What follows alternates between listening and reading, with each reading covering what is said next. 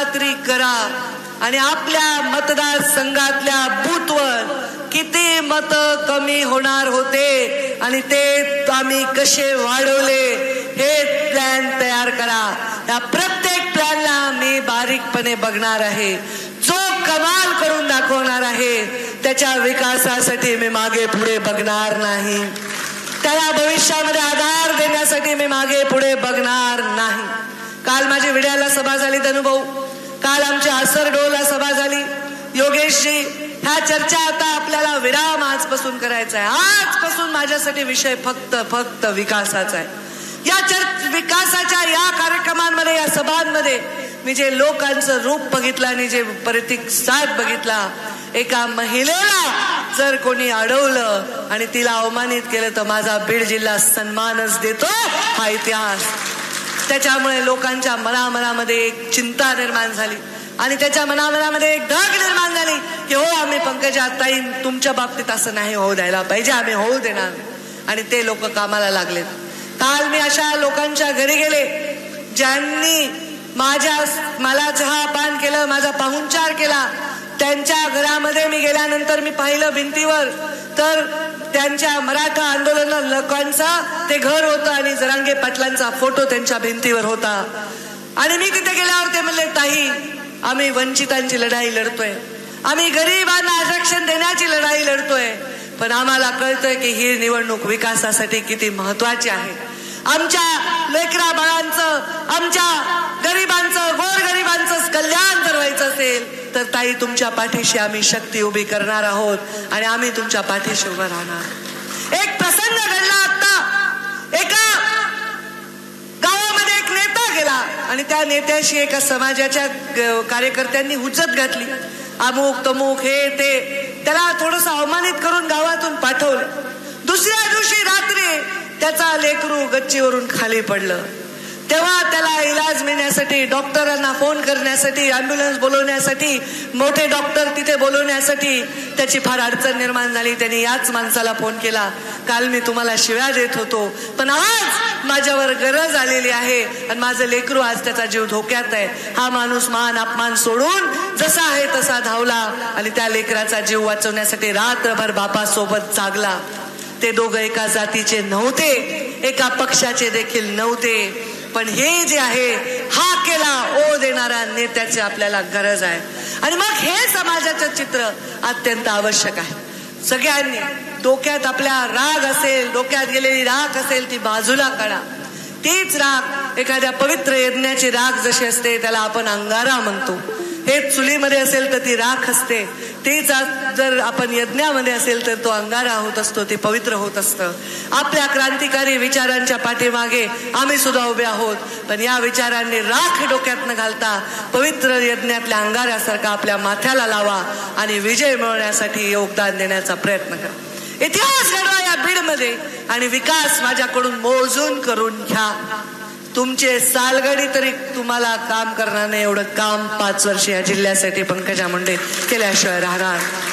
आता जर मी जरी म्हणले मत देऊ नका, प्रीतमताई जरी म्हणल्या मत देऊ नका, धनुभाऊ म्हणले, योगेशजी म्हणले तरी ऐकायचं नाही असं समजून इथून चला. पुन्हा काय आहे, गावात गेलं की ते धनुभाऊचाच फोन नाही आला, योगेश भाई यांनीच सांगितलं नाही, मग यांनीच निरोप दिला नाही, तुपे साहेबांचाच फोन नाही आला आणि कल्याणाकडेच येऊन गेले नाही. हे सगळे विषय आत्ताच इथे टाकून जा. इथेच 2400 बूथ आहेत, 5000 गावांना जर जायचं ठरवलं तर ते शक्य नाही. विचार पोचवा, आमचा संदेश पोचवा आणि कोणाचीही प्रतीक्षा न करता कामाला लागा अशी विनंती करते. सगळे कामाला लागलेत, इथं कोणी घरी बसलं नाही.